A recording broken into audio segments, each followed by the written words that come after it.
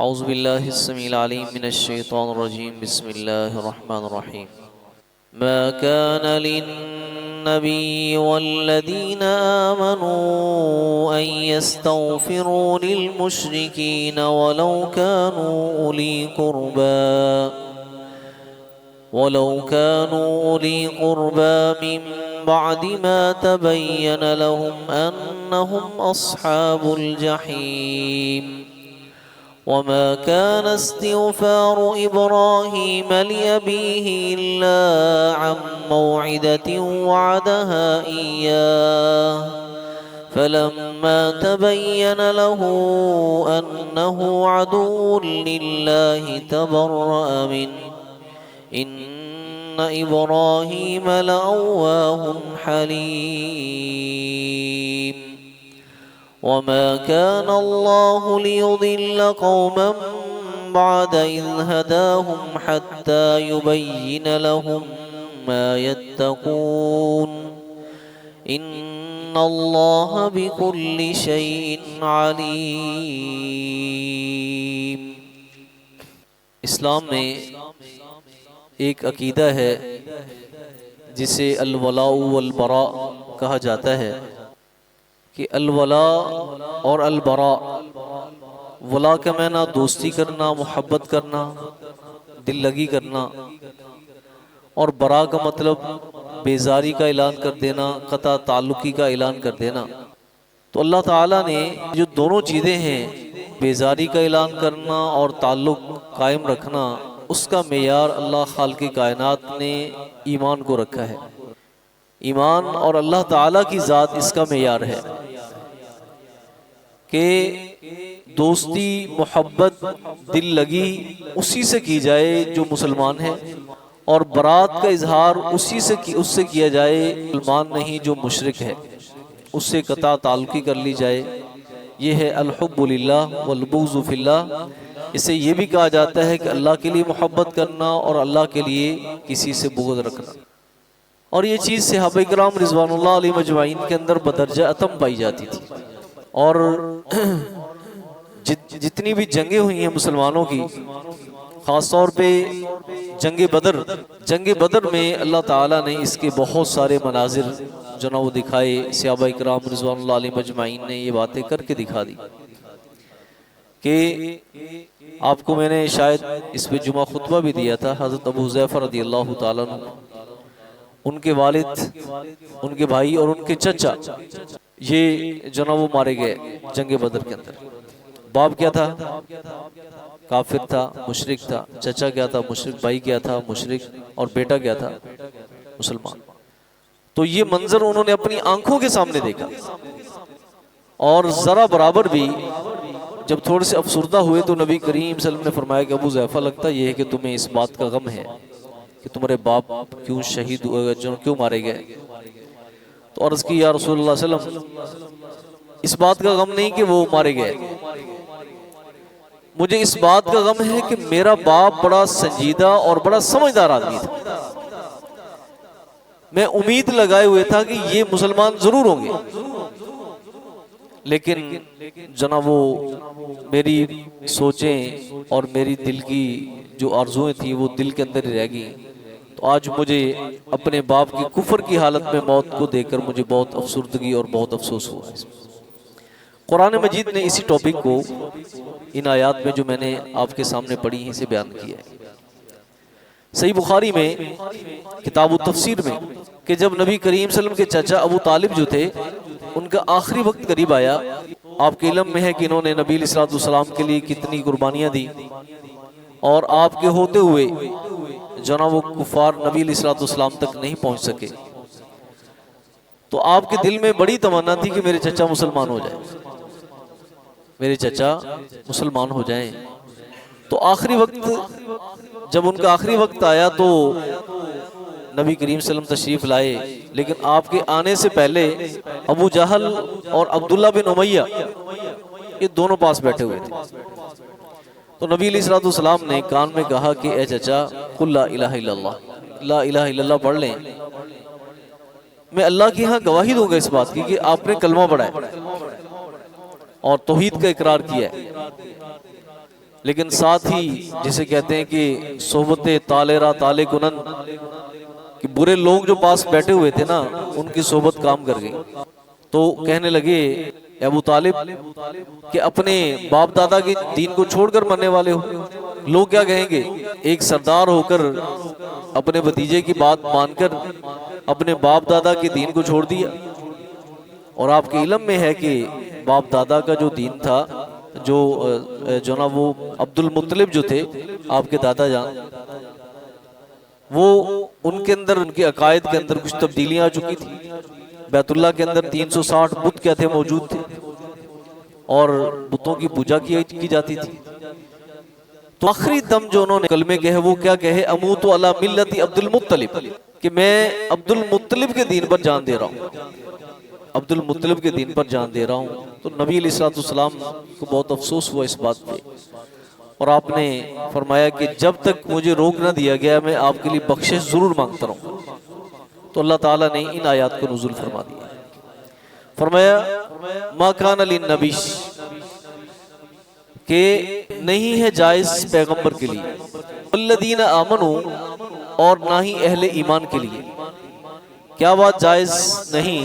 ان یستغفروا للمشرکین، کہ وہ دعائے مغفرت کریں مشرکین کے لیے، ولو کانوا اولی قربا، اگرچہ وہ آپ کے قریبی رشتہ داری کیوں نہ ہو، اگرچہ وہ قرابت داری کیوں نہ ہو۔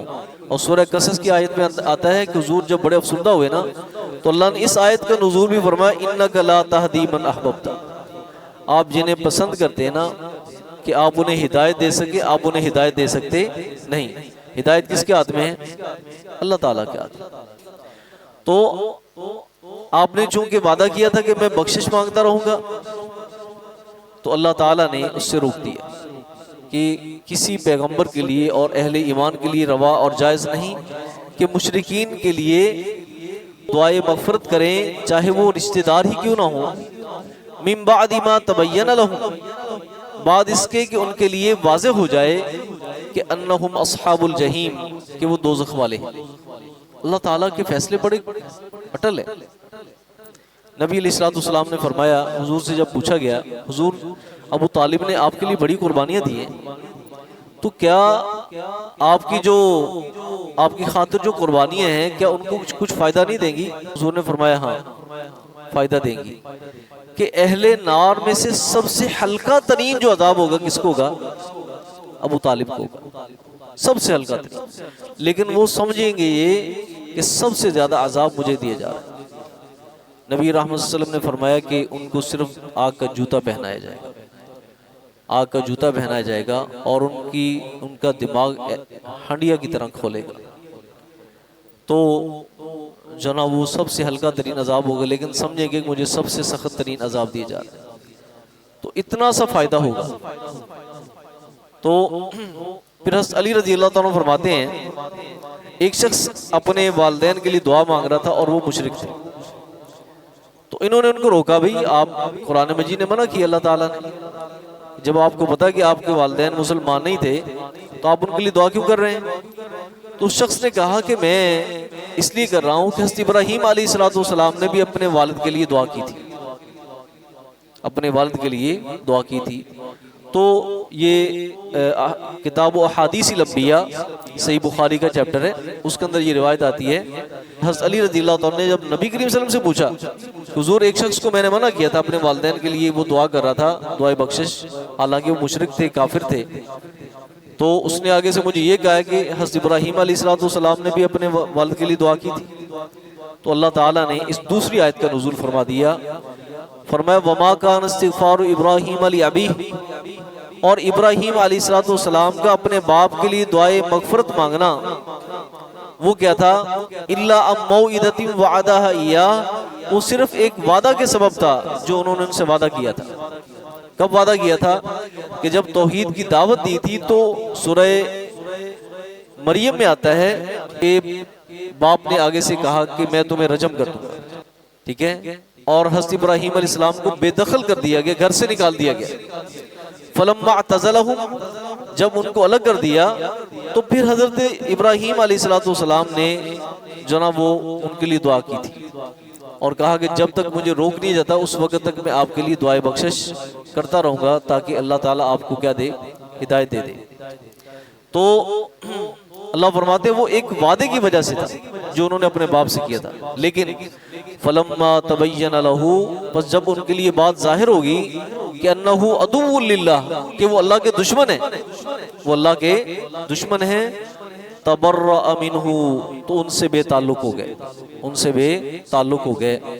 ان ابراہیم لأواہ حلیم، بے شک ابراہیم علیہ السلام لأواہ، بڑے رحیم المزاج تھے، بڑے نرم دل تھے، بڑی آہوزاری کرنے والے، بڑے عاجز سے، اور حلیم بڑے ہی کیا تھے، حلیم الطبع تھے، بہت برداشت کرنے والے تھے۔ اور حدیث مبارک میں آتا ہے کہ اللہ تعالیٰ سے آخرت کے دن بھی سفارش کریں گے کہ اللہ میرا باپ، میرا باپ، تو اللہ فرمائیں گے اپنے پاؤں کی طرف دیکھو، تو پاؤں کی طرف دیکھیں گے تو ایک جانور یعنی بجو کی شکل میں جو غلاظت میں لتھڑا ہوا تھا جو نا، وہ اس شکل میں ان کو ایک جانور دکھائی دے گا جنہیں فرشتے گھسیٹ کر جو نا وہ جہنم میں ڈال دیں گے۔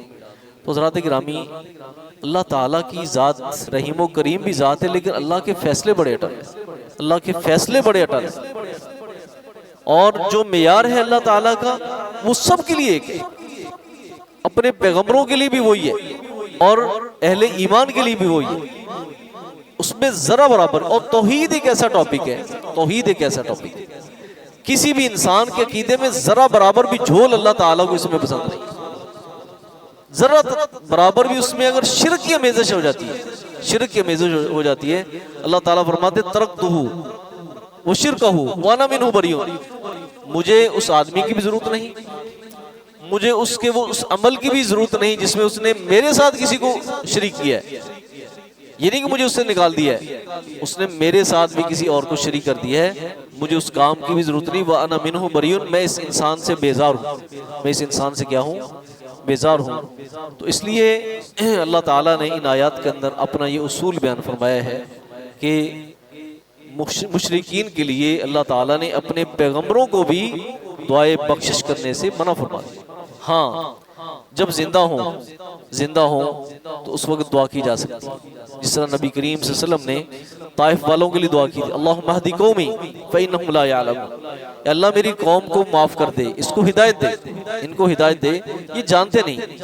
تو جو زندہ ہیں ان کے لیے دعا کی جا سکتی ہے، لیکن جب یہ پتہ چل جائے کہ فلاں شخص حالت کفر میں اور حالت شرک میں مرا ہے، مشرک کے لیے یعنی کافر کے لیے دعائے بخشش نہیں ہے۔ سبحانک اللہم و بحمدک، اشہد ان لا الہ الا انت، استغفرک و اتوب الیک۔ السلام علیکم۔